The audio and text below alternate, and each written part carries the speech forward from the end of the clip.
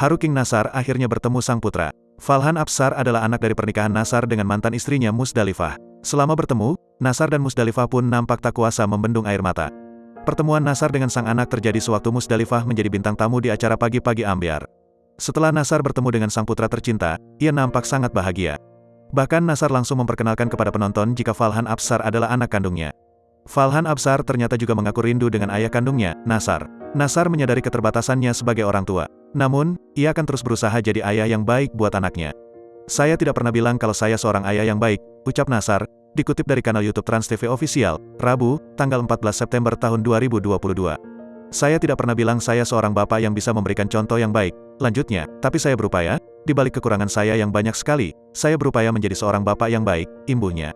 Falhan Absar dan Nasar sama-sama melepas rindu satu sama lain. Musdalifah pun ungkap alasannya baru mempertemukan Falhan dengan ayah kandungnya. Enggak tahu ya, mau kapan lagi saya mempertemukan, ungkap Musdalifah. Sebelum bertemu di acara televisi tersebut, pertemuan Nasar dan Falhan sudah terjadi di sebuah acara. Kebetulan waktu itu, Nasar dan Musdalifah menjadi bintang tamu. Kemudian Musdalifah langsung meminta izin kepada Nasar untuk membawa Falhan ke acara itu. Nasar pun dengan senang hati mengiyakannya. Kebetulan waktu itu, Nasar dan Musdalifah menjadi bintang tamu. Ia pun juga menceritakan perasaannya setelah akhirnya bertemu dengan Falhan Absar.